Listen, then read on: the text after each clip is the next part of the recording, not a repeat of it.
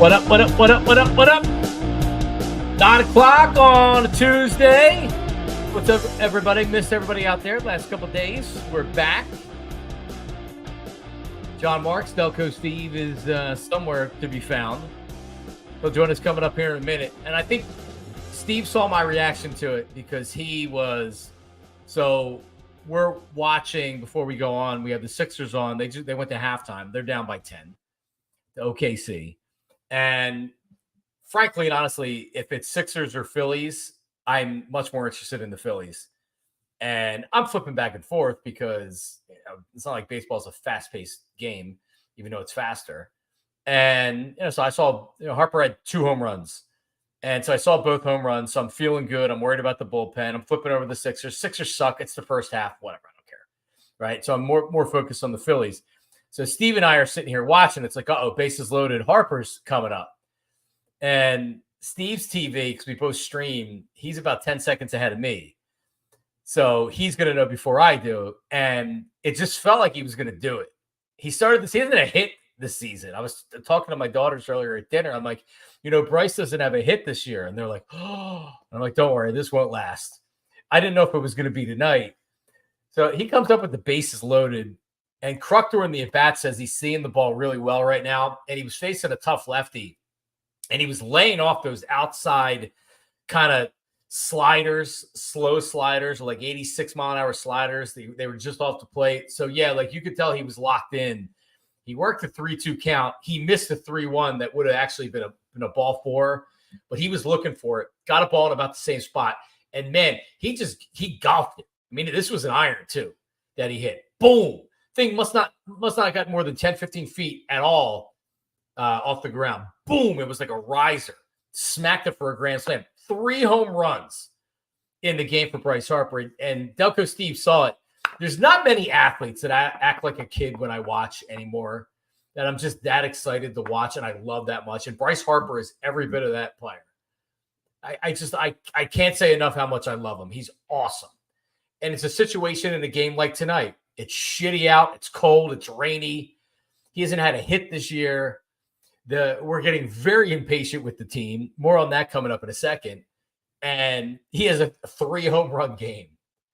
And the Phillies fixed the railing so he can't fall over it anymore at first base. When I say fix it, they raised it. So anyway, awesome. Awesome. If you're looking at my pecking order when it comes to Philly sports, it's Eagles slightly ahead of the Phillies, but it's really not by much, if at all. And then it's the Sixers, and then it's the Flyers. I love the Phillies, and it's a long season, but those first couple of weeks of the season, it's like the start of the football season. You're just like, you live and die with every game. And that's why I think with the the Phillies starting 1-3 on the season, people are freaking out that they're 1-3. And I was even a little bit surprised by the negative comments, even on Instagram. Typically, Twitter is a cesspool. Instagram is a little bit friendlier and more positive. And everything that I've been seeing, because I like to go in and see, I comment on a lot of the stuff too. And I even commented, they started 0-4 last year. This is still a really good team. Are they going to beat the Braves for the NL East? I'd be shocked. Are they going to win the World Series? That is not what I predicted. This is still a really good team, and they will be a factor in the playoffs again this year. They're dangerous in the playoffs. So I understand the negativity, but this team hasn't been given the benefit of the doubt. 1-3 shows you that. Or people are just too nuts and they can't handle it. And people just they couldn't handle it. Man, some of these comments. I'm frustrated with Rojas. More on Aaron Nola coming up in a second, but it's 162. It doesn't mean that you can't freak out when your team starts slow, especially when you've been waiting since they fell apart in the NLCS. But I have to give these guys in this team a little bit more of a benefit of the doubt that they're going to turn it around. And then, of course, they lose to the Reds last night. But 8-1 right now. It's in the 8th inning, courtesy of 3 Bryce Harper home runs. I love them. All right, real quick, we'll talk more about it later on in the show. But today I announced I'm going to be doing a Philly show on Bet Parks. So Bet Parks, I'm joining the team every Wednesday. I will be doing a live Philly show. Tomorrow it's at 11 o'clock, depending on the time of the game, because on Wednesdays, typically you have 105s, you have 305s, you have night games, etc. So it could range from week to week, which isn't necessarily ideal when you're trying to do appointment TV, or in this case, YouTube, Twitter, digitally. You can get it on podcasts as well, wherever you get your podcasts. But 11 a.m. tomorrow, myself, Maniac Malloy, he's the head content creator for Bet Parks and a huge baseball fan, and Sam Stafford, who was with the Fanatic for a long time. She, I think, still does stuff with Fox 29, and she had that baseball show with Charlie Manuel and Larry Boa that was on Comcast Sportsnet a couple of years ago. Huge baseball fan. Her husband was a minor league baseball player. I think this is the first year he's not playing, first or second year he's not playing. So she's a real baseball nerd, which I love because I'm a baseball nerd. So debuts tomorrow, 11 o'clock. Subscribe at Bet Parks. I believe I'll have it on my YouTube as well, John Marks Media, how you may be watching this right now. But subscribe and follow Bet Parks. And actually follow them and subscribe on all their social channels. You'll see a lot more of me coming up. And more of that coming up in a second. I'll tell you what I'm doing. Because a lot of people are, when I made the announcement, were being dicks and being like, really? This is the announcement? And I even tried to, Delco Steve, I even tried to be in the chat before I went on to be like, this is not me announcing WIP or the Fanatic. I'm just telling you, this isn't a full-time announcement. Because I knew what the reaction was going to be. You literally said in the comments, it's like, oh, am I going to do this? Am I going to do this? Probably not, but we'll see. I made it clear that that's what I wasn't announcing. Exactly. I said, am I returning to WIP? Am I going back to the Fanatic? Am I being an anchor at Sports Center? Probably none of those, but I'll tell you what's coming up. Yeah, obviously, if you throw in the Sports Center and play-by-play guy, it's like, come on, it was all a joke. It's facetious. Right. Everybody's got to be a dick. Right, and be like, look at you, Johnny Marks. Oh, you regret leaving WIP now? No, fuck you. I don't regret it. All right. So anyway, yes, that's the reaction. Like, including one of our loyal guys here that called it. It looks like a bad sitcom. Now, Kevin, I want to know what sitcom though, because a lot of bad sitcoms I actually like. So I'm all in on the bad sitcoms. Yeah, they're great. A bad 90s or 2000 sitcom. Oh, fucking better than that. So anyway, that's that. All right. So, and so you're a 4 for 4 Phillies guy, but you're a Phillies 4. So I don't think No, I like the Phillies more than I like the Sixers, but I know more about the Sixers than I knew about the Phillies. You follow the Sixers more than the Phillies. Right. Because I bet on basketball more than I bet on baseball. So I know it. So you know what's going on because you're a degenerate. Yeah. Would I rather be at a Phillies game or a Sixers game? Give me a Phillies game 100%. 100 out of 100. I was at the home opener on Friday. I like going to the Sixers games. I don't like Daryl Morey. I think he's done a shitty job. And honestly, I don't really like Joel Embiid outside of the player that he is. And if this isn't personal, I don't dislike Joel Embiid. I'm just like, I'm tired of seeing the same thing over and over again. And this year he got hurt. And it's like, you know what? Like, I want the guy to get a fair chance to actually get to the Eastern Conference Finals or get to an NBA Finals. He's a great player.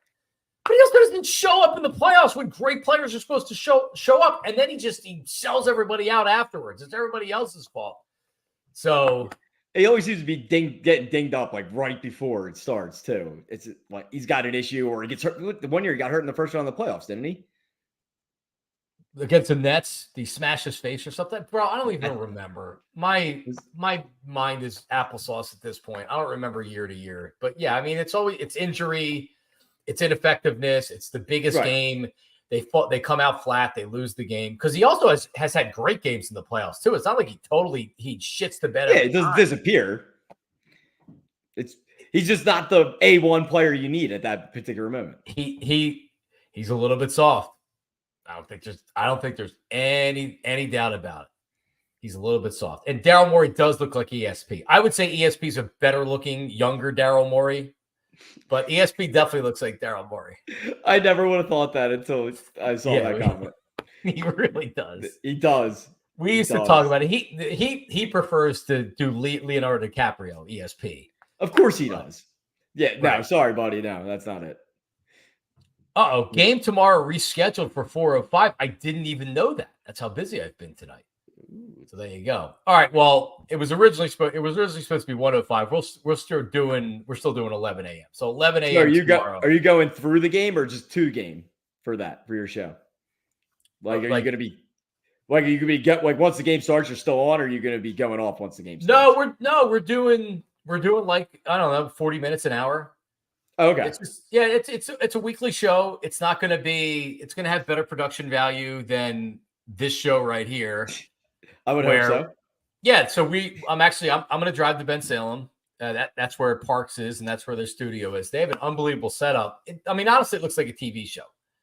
So, that's really, I think with me, realizing that my future is in the digital space and I can't rely on being on the radio anymore. Like, me getting the most experience in front of a camera, being a host or whatever, was really what I was looking for.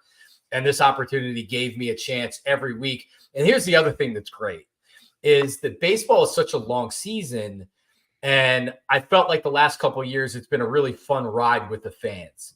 You know what I mean? There's been so much going on. Last year, we had the Trey Turner stuff, and they've been to the World Series. They almost went back last year. So to be along, hopefully for an audience that we're able to build with the show. Oh, and by the way, it's called Out of the Parks with John Marks. I like the wordplay. PARX, by the way, because I'm not MARX. But anyway, Parks. Should we rebrand you as MARX?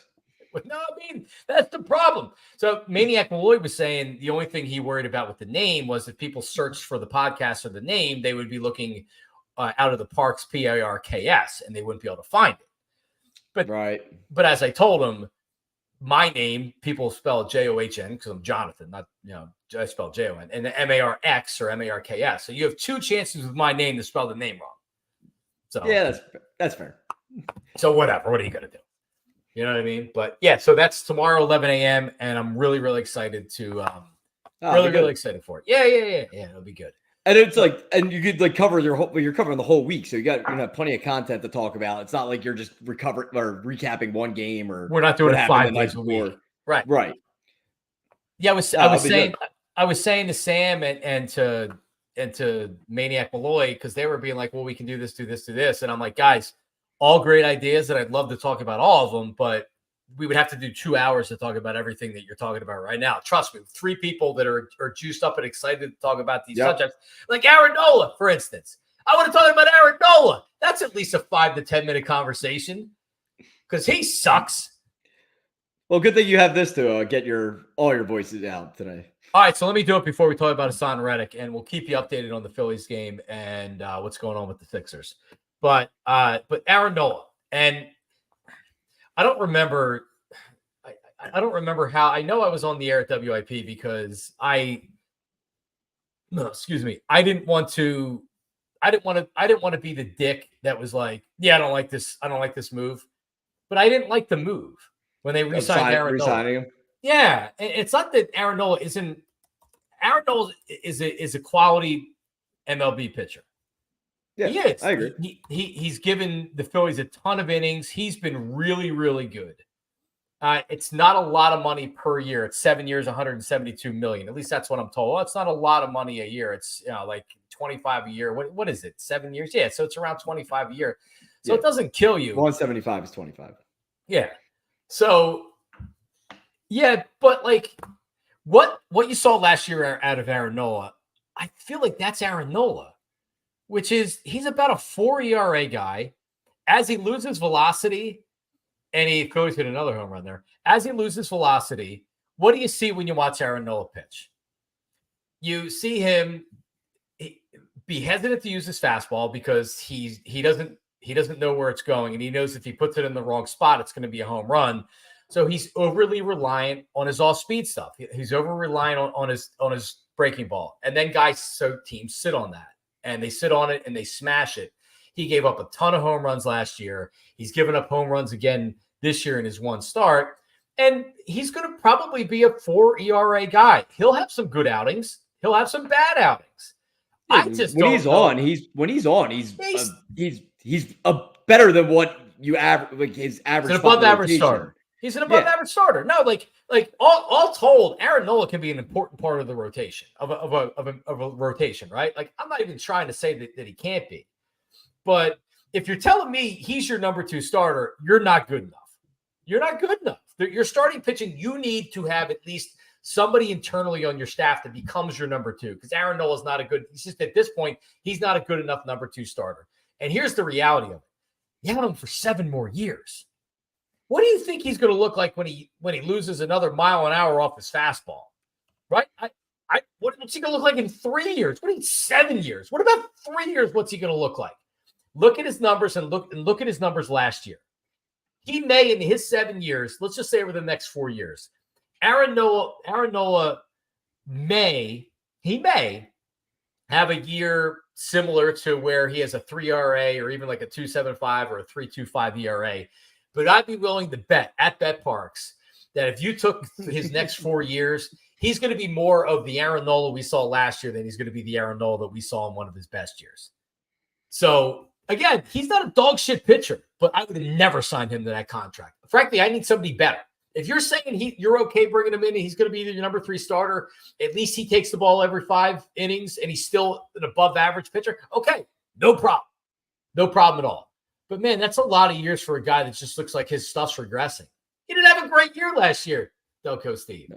So would that have been something they could have did if they've signed him earlier to get take away his arbitration years? And well, they did that. So he signed a very team friendly because they bought out his arbitration.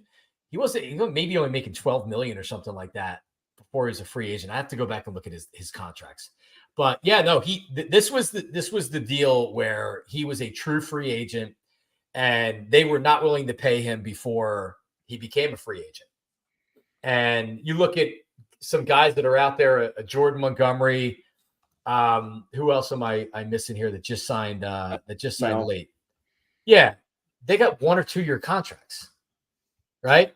So like it's not like that. These are coming off Cy Young type winners too, a World Series winner, right. and then a former Cy Young, and they got a 1 year contract. Now I think Scott Boras screwed that up, but still, it's not like Aaron Nola was the only pitcher in a starting pitching market. So, I mean, I don't know. Someone had said like look at him in the playoffs. All right. I mean, let me see playoff. All I'm saying is that he's been good in the playoffs, but last year, what was he last year? 3-1, 2.35 ERA. So he was better last year in 4 starts than he was the year before, where he had a 5 ERA. All right, kind of evens out. So, but anyways, to your point though, those guys signing 1 year deals, Snell and Montgomery are only a year older than him, right? So how did we get roped in? I don't know. I didn't think of it as that bad of a contract before this conversation. In all honesty, because I just feel like baseball players, that's just the going rate, even for it is. You're right, a middling pitcher. So it's whatever to me.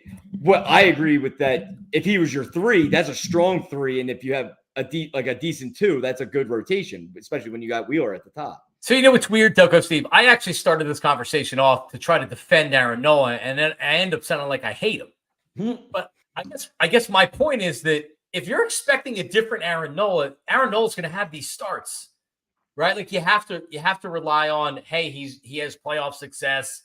Hey, if you need a big game, even though I don't know if that's really the case, he takes the ball every 5. I mean, honestly, more than anything, the fact that he is, if not the leader in innings pitched the last 3 or 4 seasons, he's top 3. I forget what the stat was last year, but he was. It's a big number.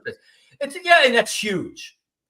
That's huge. That's huge that he goes out there, and he's not going out. I mean, for the most part, even when he gets hit like he did in his first start, he still like gave you innings or tried to give you innings. So I think he got 5 in. Did he get 5 in?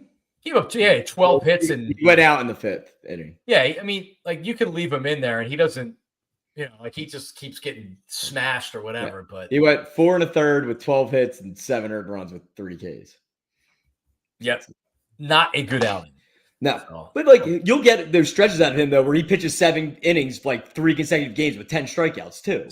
So I was using this last year with Aaron Nola, and I kind of want to pull it up right now, whatever. But before there was a couple starts late that he didn't do it, but he went 5 innings in every start but one, and I think that was in the first month of the season. And we're talking about deep into like August. When you look, I mean, and you know what? Especially when you look at the Phillies bullpen right now, and they've already been overused.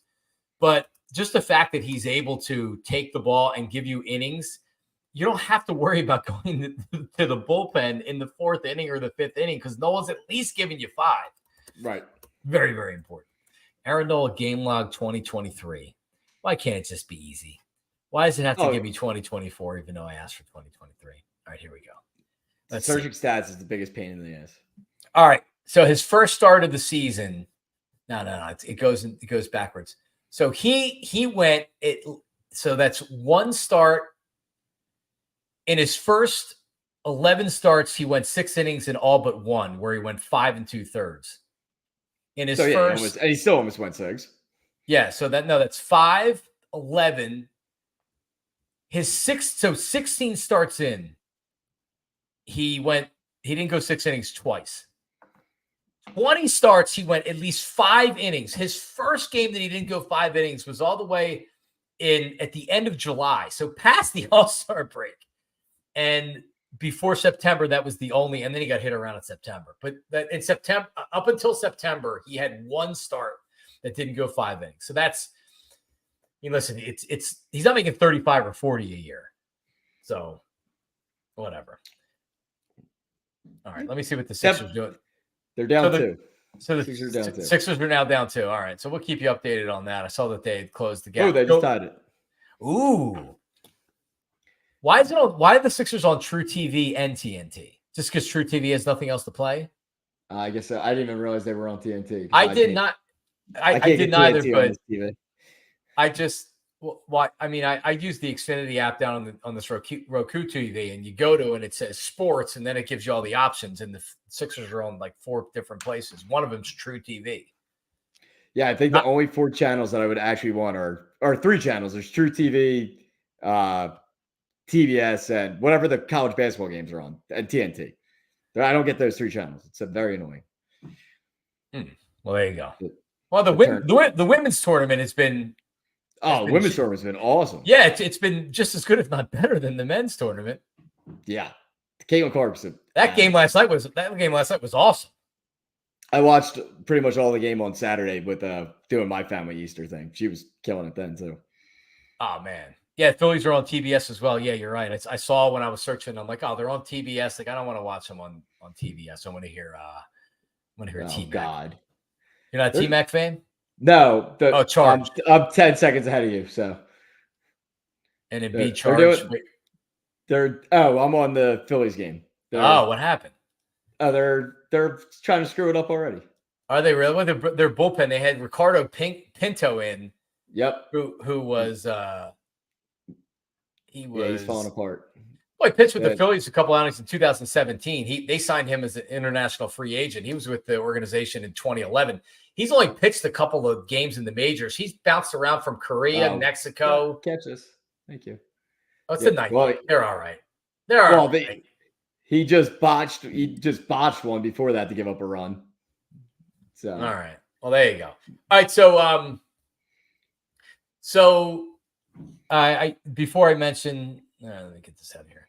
I mentioned Assan RECK, and I haven't been on since the trade happened. Were we on since the trade happened, or did it just happen? No, it came right after for a while. So, would you say the popular opinion and not spending a ton of time on social media looking at what people saying? I don't know if that's really a fair judge of things, and not listening to sports radio a whole heck of a lot. Does it seem like that most people don't like the trade of Haason Reddick? Yeah.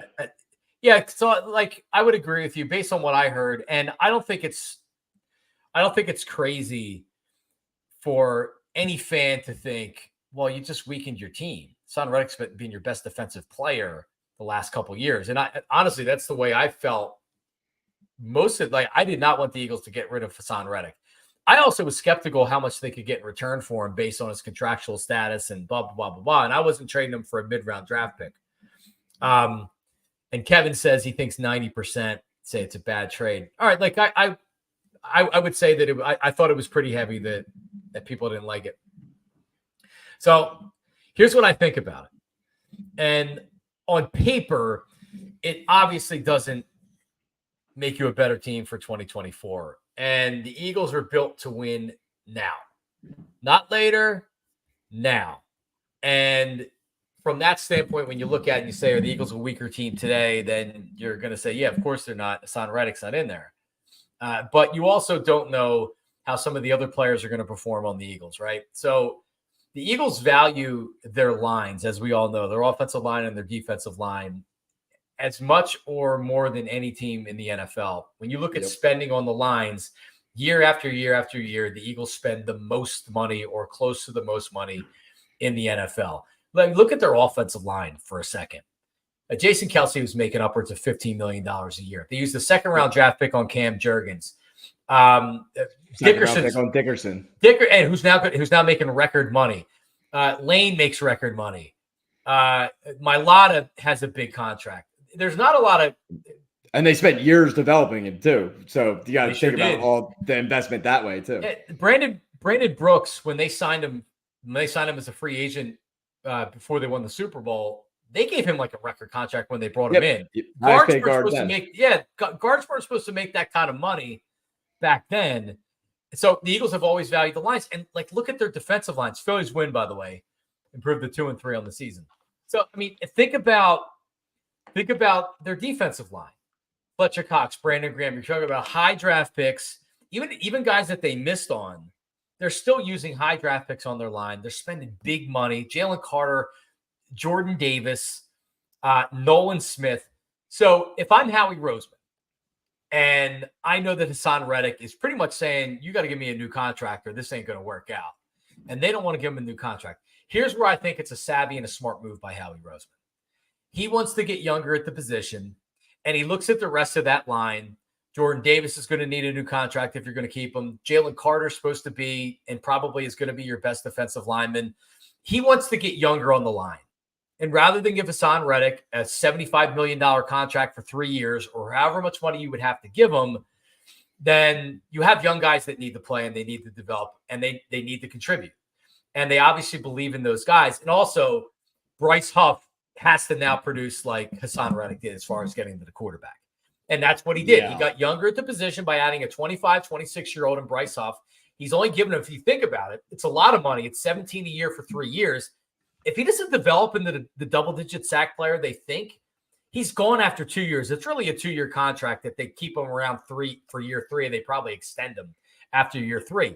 They wanted to get younger at the position, and they did that. And they're saying, you know what? He's going to be as good or maybe slightly not as good as Haason Reddick this year, but what about the following year? What about the year after that? And they have young guys on this defensive line that need to develop. So I actually think this was a savvy move by Howie, especially because you could be getting a second-round draft pick for him. So the few people that texted me about it, I said I love the trade right off the bat because, all right, if hypothetically speaking, he stays this year, he walks in free agency, you get the compensation pick. There's no guarantee where that compensation pick comes in. He could be a third, he could be a fourth, it could be a fifth. And it's the end of the third. Third. So at least now you're guaranteed a third round pick for him with the potential it goes up. And in 2026, who says the Jets aren't a one and done this year with Rodgers and fall apart next year? That second round pick could potentially be a high, a high 40s pick. Yeah, agreed. Or low 30s. Howie has done well with this stuff. And I don't know. I actually meant to look this up because I think I was in Baltimore when the trade happened. And I wanted to see what's snap percentage Assan Reddick. I think it was in the low 70s. It was like high 60s, low 70s, I think. We did this, I think. So did we really? Yeah, I think we did. I think it was like 68-ish. We did it with something else, though. We were talking about when they signed Huff. Because Huff only played like 30% of snaps. Haason Reddick, 74.18%.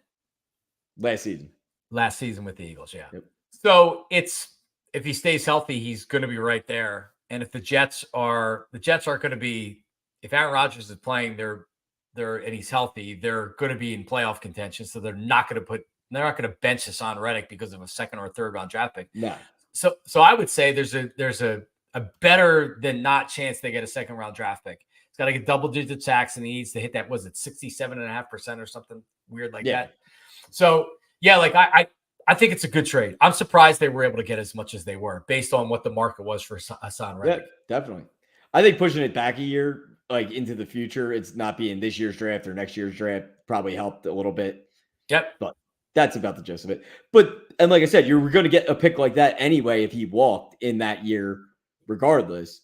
But it's just, you're getting a guaranteed with a chance of it being a little bit better. Yep. I don't mind it. And like you said, they were going to go younger at the position. They obviously trusted Nolan Smith to produce and Huff to produce. And let's be honest, they're probably going to use a pick on a defensive lineman or an offensive, like if it's not an offensive lineman, it's probably a defensive lineman at 22, whatever their pick is. So, it is what it is. Yep.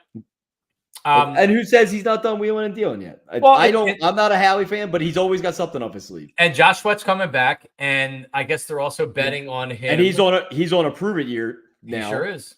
100% on a prove it year now. Here's the reality. And Oz, if Haason Reddick has 55 sacks, Howie Roseman's not losing his job.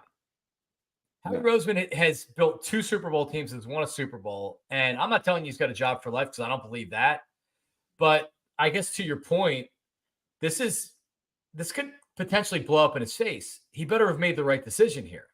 And they seem to have a lot of confidence in what they're doing in these moves. And honestly, I got to give Howie the benefit of the doubt.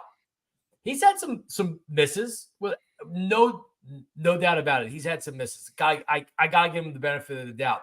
He's been more good than bad when it comes to situations like this. Because if Assan Reddick does leave and continues to be a great edge rusher, and Huff doesn't do squat, how long are we going to talk about that move and this move, signing this piece of crap, and then we let Haason Reddick go? It's not trading, like you said, it's not trading Reddick that's going to get him in trouble. It's signing Huff and putting faith in the young guys that they're going to do something. And another thing is, Reddick's going to the 4th overall defense last year. They're going to be a good defense. He's going to put up numbers. He's going to produce. Sure is. All right, tomorrow it's the debut, Out of the Parks with John Marks, 11 a.m. Bet Parks. Check it out. I think I'll have it on my YouTube as well, but that's tomorrow, 11 a.m. Big Phillies game. Now it's been pushed back to 4:05. So I and my first reaction and how I felt about it leading up to it was like, don't trade him for a mid-round draft pick. There was even talk that they would cut him just so they wouldn't have to pay him. And I was like, no. They still ended up paying that roster bonus, by the way. I know. Yep. They sure did. Yep. So they had to pay the $1 million. That was a part of it. But yeah, I don't know what this team's going to look like. I don't know what this defense is going to look like, but they're not, like you had said, Steve, they're not done yet. Yeah. I'm saving all my judgment until 3 weeks from now when their draft is done. And if he, me, if I'll be critical if I don't like it. So, and I feel like I'm over the top critical with Howie when it comes to the draft because I don't trust him. Oh, that's right. You're not a Howie guy. So I'm going to save my judgment for then for the whole overall offseason. But in the grand scheme of this trade, I approve of this trade for sure. Traded him for dirt no matter what. The trade was for nearly nothing. A second round draft pick is second. Yeah, where are you living at? Is a great draft pick. It's a second round draft pick for us is nothing because we miss on all our second round picks, but that's a whole different story. Do we? I'm trying to think. I feel like we miss on a lot. I mean, Dickerson and Jurgen, we just talked about a couple good ones. But. All right. Well, there you go. That's what I'm saying. I will give credit where credit is due, but for all the good ones, there's a lot of bad ones. All right. So they didn't have one last year. And Nolan Smith at the end of the first round didn't look great in his first year. If you want to treat him as the second round draft pick, Cam Jurgens is good. That's a good pick. Landon Dickerson previous year. That's a good pick. That's a great pick. Yeah. Jalen Hurts the year before that. Is that a good pick? Well, okay. In hindsight, yes, but I hated Carson Wentz, and I thought that was a stupid pick at the time. It was a stupid pick, but it was still like you still have to say it was. Oh no, I hated it. It was so dumb. I hated it at the time. I hated Carson Wentz, so it worked out for me in the long run. Yeah, but at the moment, I'm just like, I'm just like, come on, like you want to help this dude, give him something to work with. Don't give him competition. But Yeah, whatever. don't draft Jalen Reagor. Get him a real wide receiver. Miles Sanders the year before that. Dallas Goedert the year before that. So you have Goddard. That's a good run. That's a good run of second round picks. Now, before that was Sidney Jones, but we don't need to talk about that. Yeah, screwed up the Dalvin Cook pick. Yep. Also, Ortega-Whiteside was the second round pick. Yep. That was Devontae Adams. Yes. Yeah. Yep. Whenever they miss on wide receivers, they miss really bad. J.J. Ortega-Whiteside was DK Metcalf. DK Metcalf. Jordan Matthews was a second round pick, and that was Devontae Adams. And there were some other players in that draft too they missed on. Yeah. I think you go through the second round picks. Those are pretty good second round picks. You go through the first round picks, you get a lot more busts though. Oh, all right. Derek Barnett, man, come on, let's go. Number 14 overall.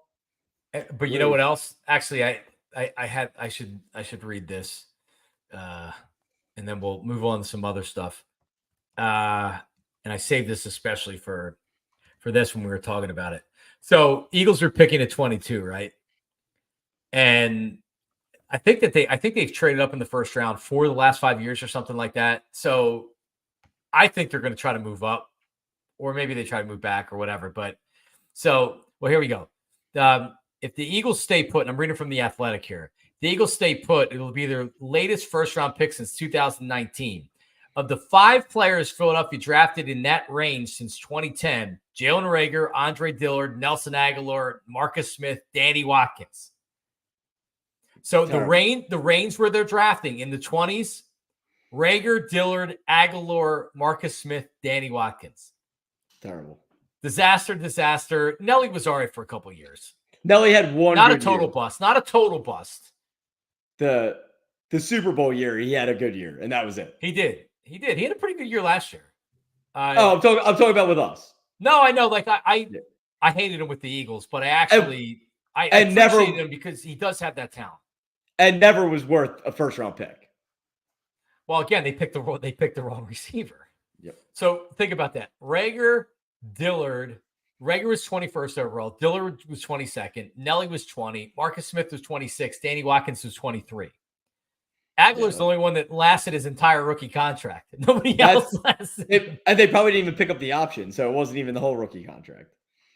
Yeah, those 5 picks are like the bane of my drafting existence. So, to your point, Howie, his talent evaluation isn't what makes him a good GM. We all agree on that, right? Like they're not the Ravens, they're not the Steelers.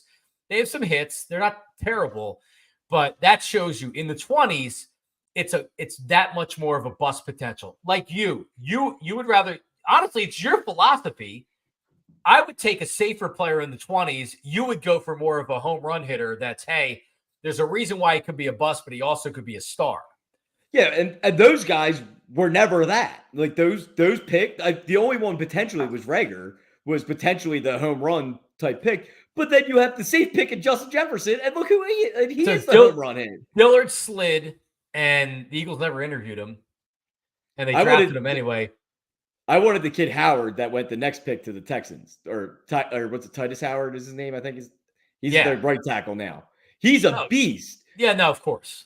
Whenever they miss bad, dude. But like the thing with him was he was raw talent. It was like, but I'm going off of what they talk about. Like, we build offensive line. Like, if you talk about someone with raw talent and you can mold them into being a professional offensive lineman, why wouldn't you do that instead of taking the guy that never had to pay or run block in the Pac-12?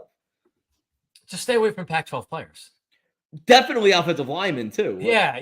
Or I mean, they haven't had success with wide receivers from Freddie Mitchell and Nelly. No, it's terrible. And I think that was the Chip Kelly thing. By the way, the fresh haircut today provided by Razor Bar. Locations in Collegeville, Wayne, Westchester. RazorBar.com to book an appointment. There you go. I got the. I didn't get the mullet freshly like you got for the 5K. You know, guy rocking. No, but I had to get and it was a last minute. Luckily, my girl Taylor over at Razor Bar in Collegeville, she had an available appointment, which are very difficult to come by at Razor Bar. But I was able to get in. Boom, got it done today. So shout out to Ed and all my people over there. Appreciate it. All right, so what else? What else did we have today, Steve? We knew we'd be heavy Philly, heavy 76er, heavy Eagle with the Haason Reddick thing. What are the Sixers currently doing here as people are tuned in? Losing. Are they? They're down 5. That was the last time I looked. They were down like 9 again, but they're down 5 with 4:15 left. So how do you? I just feel so detached from feeling good about my team, if that makes sense, right? Like I just my expectation coming into the season, I can't tell you how long it's been since I felt like that. Like, you know what? No, this team can really win something. Last year, I didn't feel like it. I talked myself into it a little bit by the end of the year because I'm trying to be positive. I don't want to be a negative dick. You know, I feel like that. Oh, you don't? That's on you. When you do sports radio, it has to be one way or another. No, the Sixers are going to the finals. No, fuck the Sixers, right? And I don't want to have to be. I'm almost because then you're rooting for a take and you're not even rooting for your team. I don't want to root against my team. Even if I don't necessarily love everything associated with the 76ers, I still want the Sixers to win, right?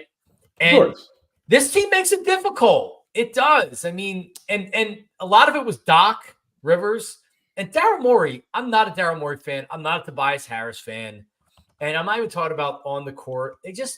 Tobias last offseason really rubbed me the wrong way with how he was talking about the fans don't know what they're talking about, blah, blah, blah, blah, blah. And then Morey. That was brutal. Had some wise ass stuff that he put out on Twitter and was arguing Spike's Rights to Ricky Sanchez podcast. They have Daryl on, and Daryl was kind of going back and forth with Mike on the show. But Daryl Morey has this he has this aura about him that he's a success and he has brought success to the 76ers, and he says it.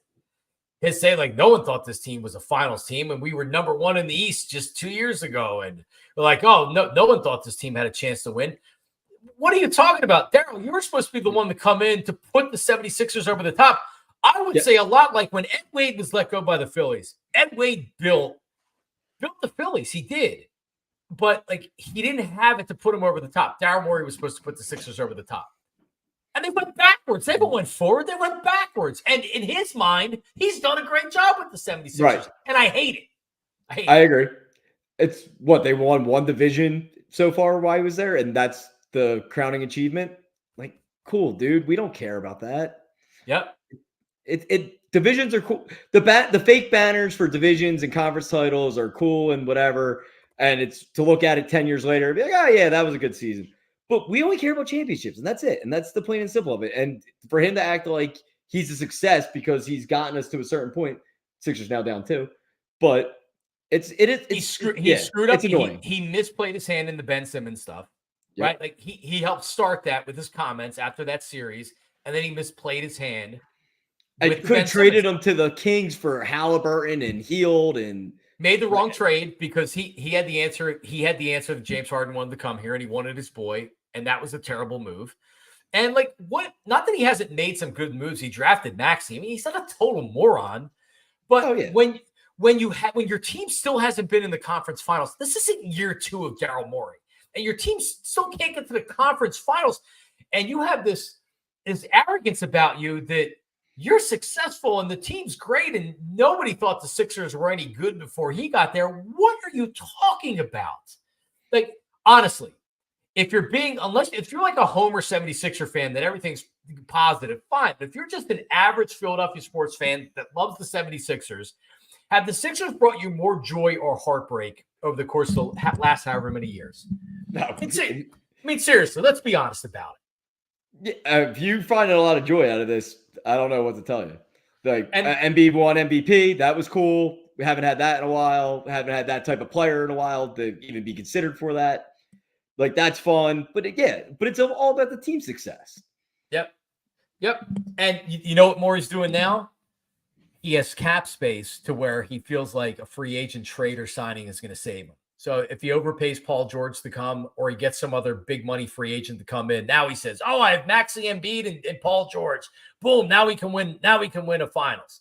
And then when they lose, that's his move. Literally, that's what his move is. That's what his hand is. He's showing it. That's his hand. That's what's going to save him. And if that doesn't work, then what? It's gonna buy him a year, 2, and maybe 2 years at that point too. Yep. Yeah, no, they choke. They do. They choke every year. But without a doubt, they do. They come up small every year. They come up small in big spots every year. And it's somebody else's fault every year. Last year it was James Harden, and I hate him, even though he scored. I mean, he carried him in a couple of those playoff games in the series. So I don't know. Whatever. I just envisioned this team with like a Halliburton, still having Jimmy Butler. Like what could you have? That's the last time I actually felt great about these. I felt great about these teams when Butler was here, when Reddick was here, before Ben got in his own head.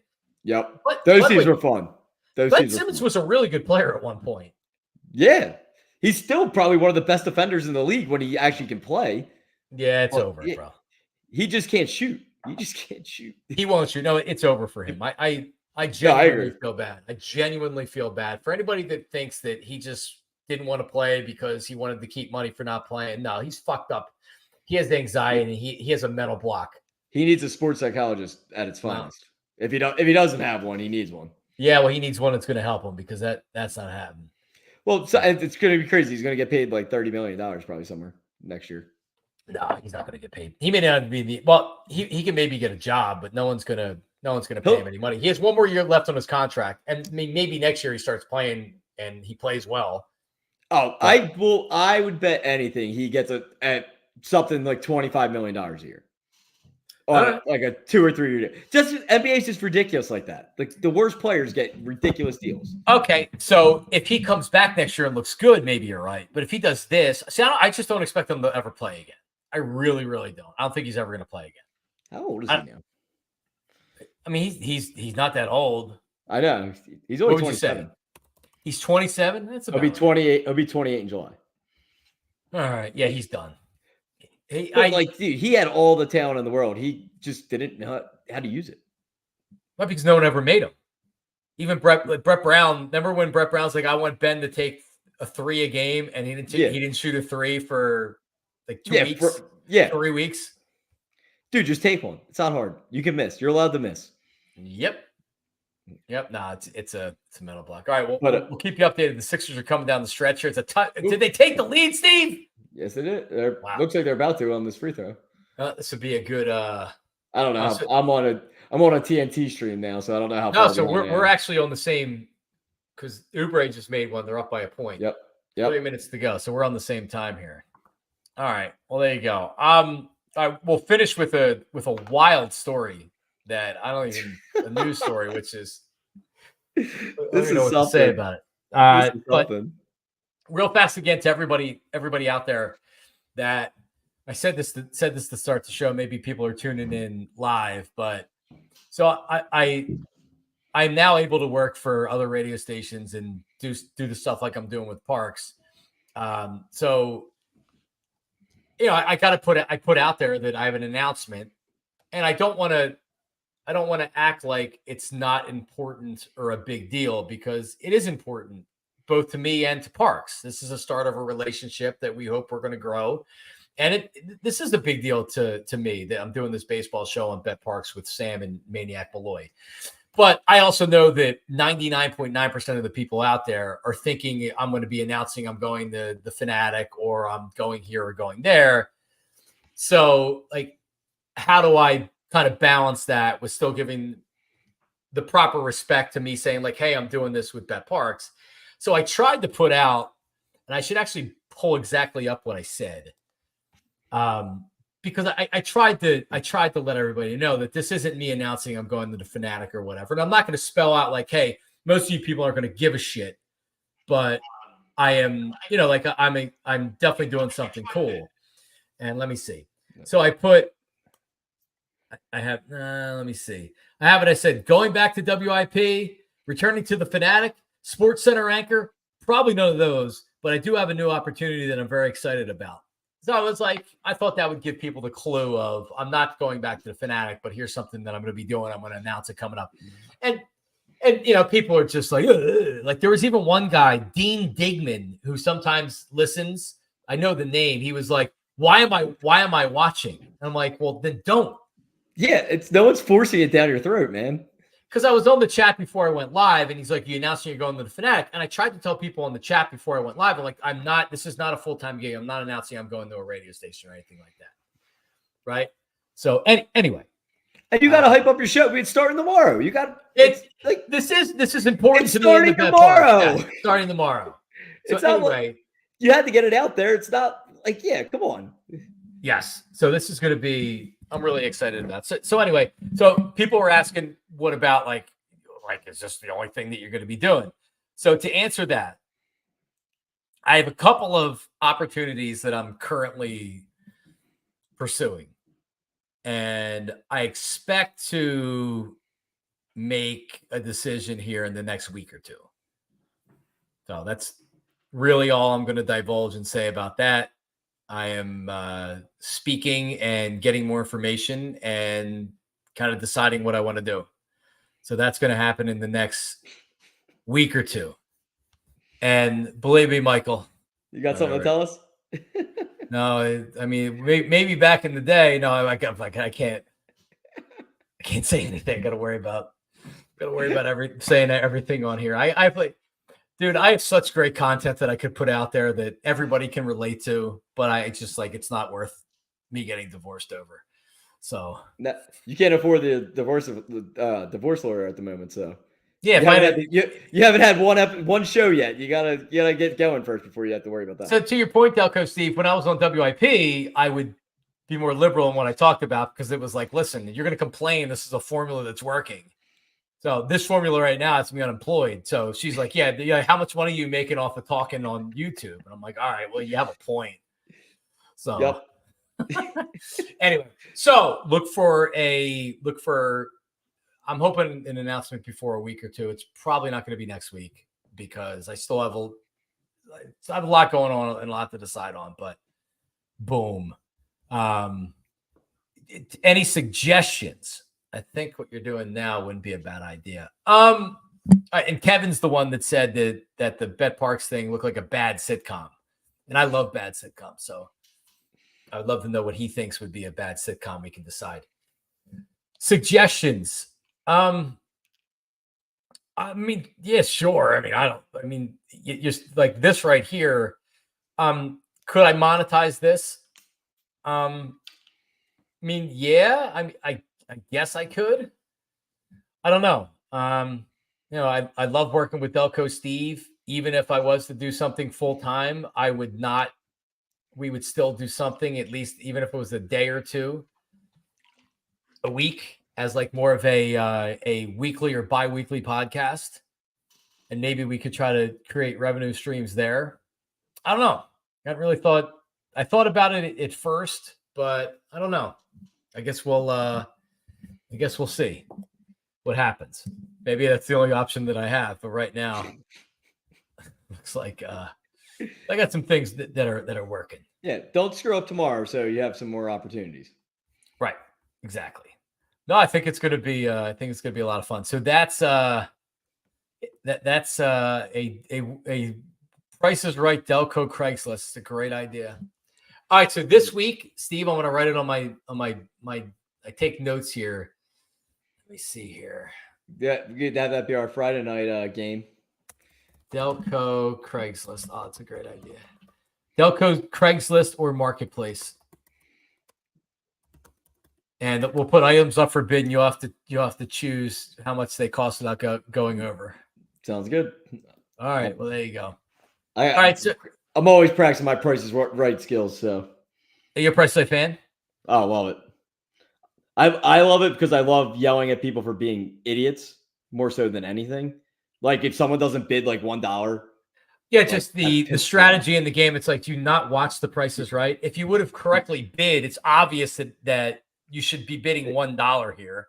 Dude, the last, I think it was the episode I watched last week. Someone bet, like the first guy bet $7.99 and the last girl bet $7.98. You would have thought I watched the Flyers lose the Stanley Cup the way I screamed at my TV. What's like, so dumb? I'm like, are you? I can't even say what I want to say right now. Yeah, but did $7.99 win? Yes.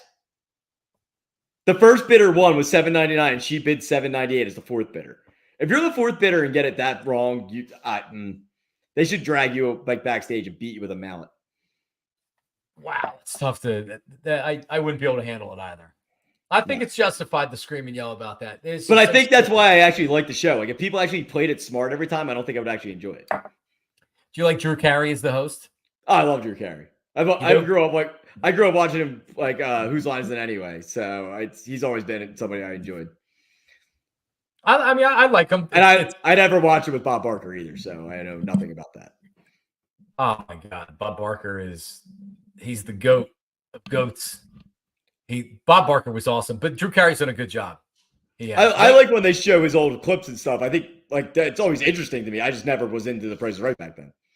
Look at you. We didn't have many options when we were home from school sick. You knew that every day Price is Right was coming on at 11 o'clock. I DVR it. I put it on in like the background when I'm doing stuff. Do you really DVR it? Yeah, because I put it on because like if I'm doing stuff in the kitchen, I don't want to be like locked in on something. It's just so I'm not doing what I want to be doing. It is good background.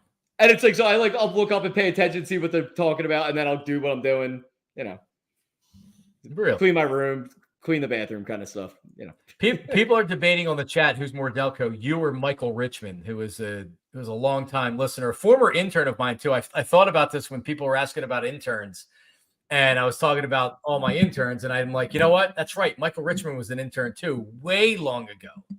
But I don't really know. I know him more I know his uncle. I know Michael's uncle, and that's how I know Michael. I know Michael regardless of him being an intern or not. So anyway, but he's Delco as well. People are debating who's more Delco, you or Michael Richmond. I'm catching up after my Price is Right rant, so I had to catch up on those comments. Were you in the Port North video? No. What's the Imperial? Is that some Delco hotspot? Imperial Pizza. It's it's got the sand on the bottom of the pizza. It's like $5 a pie. It's really, I love the sand on the bottom of the pizza. That's a good Italian pie. You can order it here at like 3 o'clock in the morning, and they'll be like, "Oh, we're closed." Be like, "Oh, I just want to get delivery." They'll be like, "All right, 20 minutes," and then they'll be there in 15 minutes. It's like, how did that work?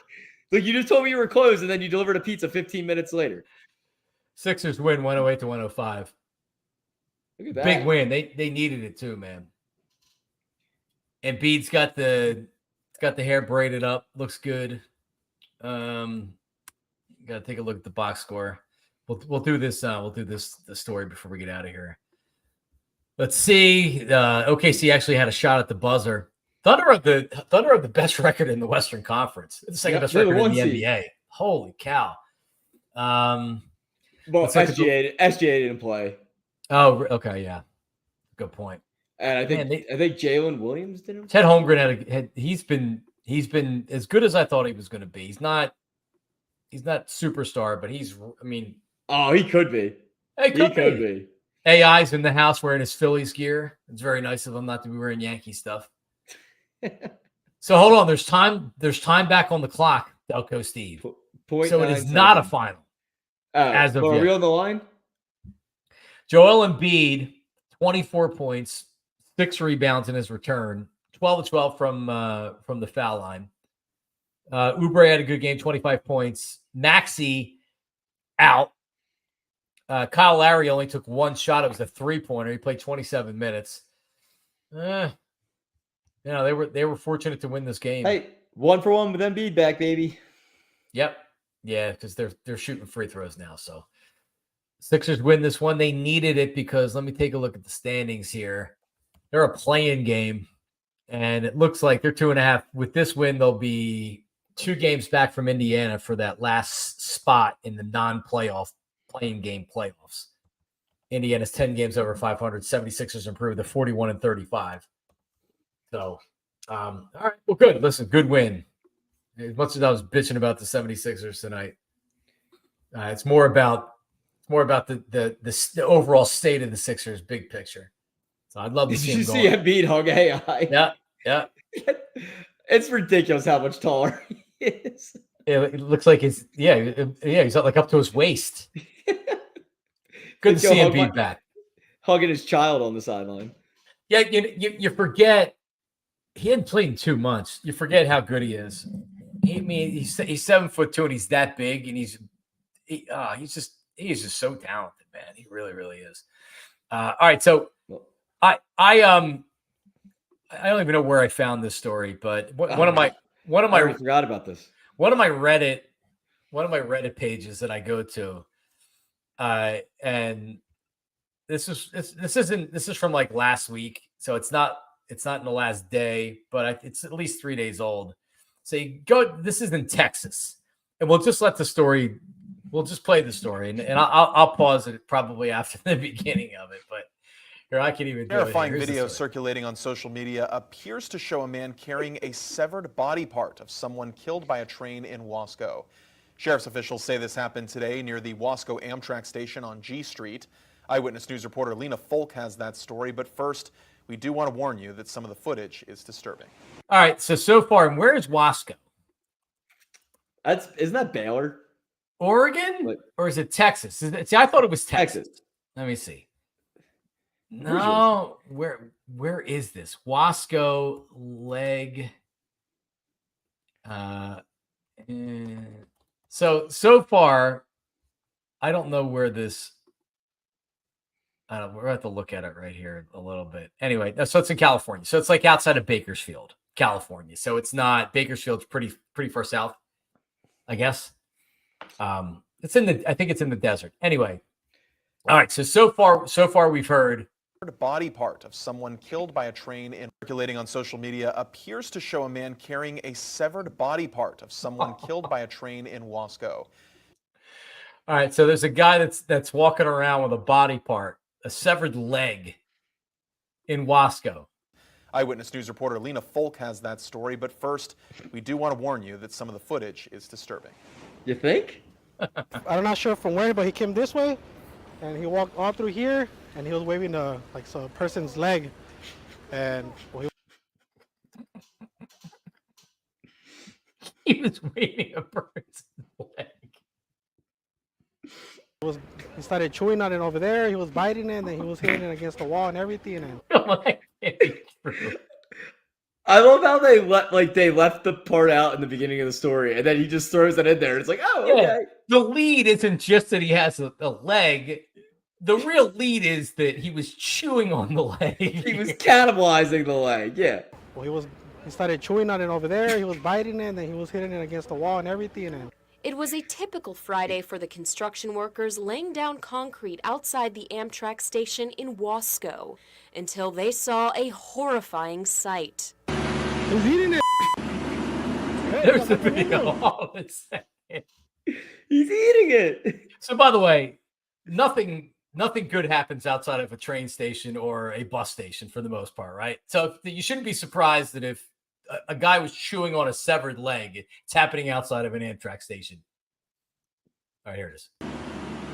You are looking at what a witness says is a man eating a detached leg. The detached leg came from a person hit by a train near the Wasco Amtrak station earlier that morning. On the leg, the skin was hanging. You can see the bone.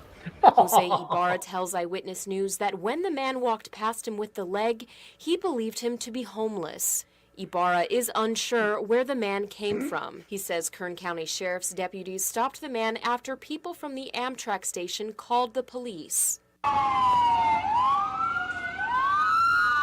More videos sent into Eyewitness News shows the man waving the leg around. KCSO says the man is 27-year-old Rosendo Tellez.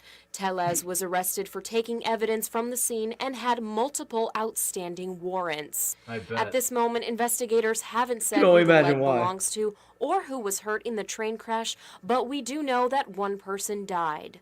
Tellez was arrested, and Kern County Sheriff's Office say it is an active investigation.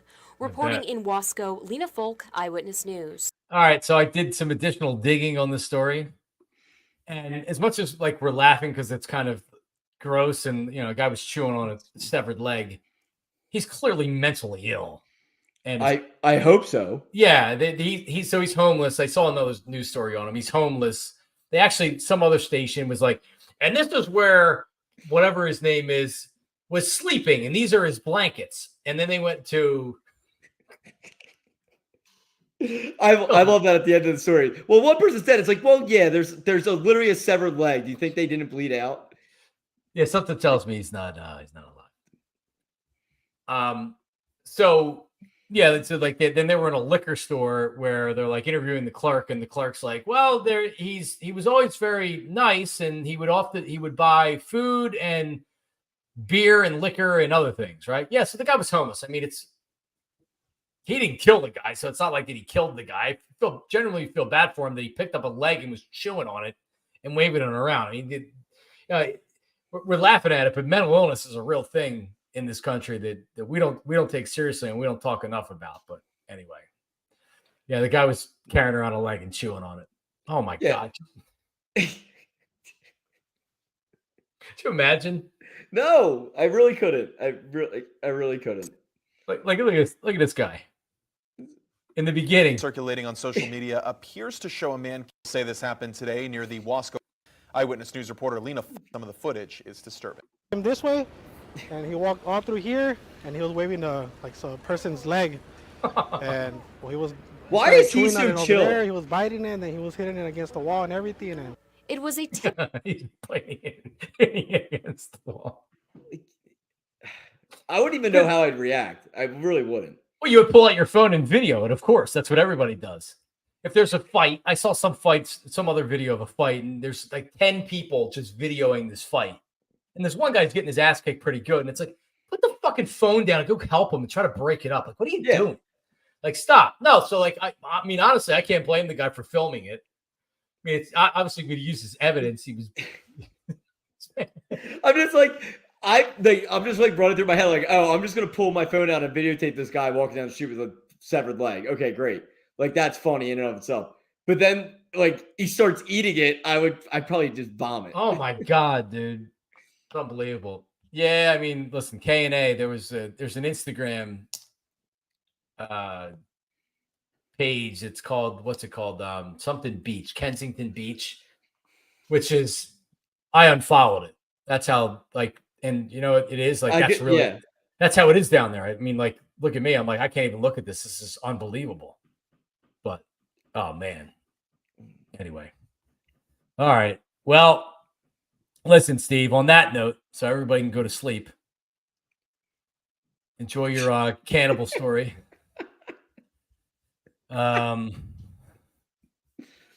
Anyway, all right. Well, go. Listen, 76ers and Phillies both won. That's much better than last night's Flyers and Phillies both losing in extra innings and overtime. So what's going on with your Flyers real fast? We don't got time. No? They're still in the play. They're in a good spot right now for the second, but if they keep going like this, they're going to be hurting. Yeah. Well, all right. So they need to win some games. Would it be making the playoffs? Would that be an achievement for this team? At this point, 100% yes. They've been in a playoff spot for 3 months. At this point, they've been in the third spot in the division for 60-something days until the other day they dropped out of it for the first time. It's no one expected them to compete. They're supposed to be a bottom 5 team. Now you're in position. You need to capitalize and make the season worth it. Because if they had to miss the playoffs by a point or two, well, you just wasted the whole year because you should have. Like now your draft pick sucks and all that. Yeah, no, I know. It's a double-edged sword. You want them to make the playoffs, but then if you're losing in the first round, what does it matter, right? But, I'd rather them lose in the first round than be the last team out of the playoffs. No, I know. It's basic case scenario is you have a top 5 pick, you make the playoffs, and then whatever else after that. So if you give me the happy medium, I'm gonna be pissed. All right, well there you go. Out of the Parks with John Marks debuts tomorrow, 11 a.m. at Bet Parks on YouTube. I think I'm going to be able to do it on my YouTube, like how you have the multiple ones. I don't know for sure. And make sure you subscribe on YouTube at Bet Parks. Follow on Instagram and Twitter. And as always, Steve, got an itch right here. Follow, hit that like button. Like. Subscribe, comment. There you go. You got them. All of them. You got all 4 of them. Yep. And don't follow Delco Steve on Twitter because he doesn't tweet. Gallo3310. Have you been putting out any squat videos or? No, I was beat up for last week because of the race. I didn't do much last week. What about some bicep videos next? Oh, we can do that. We can All right. put some buy some content out. People are asking for the content, man. We'll get it out there. All right, everybody, have a good night. Talk to you soon.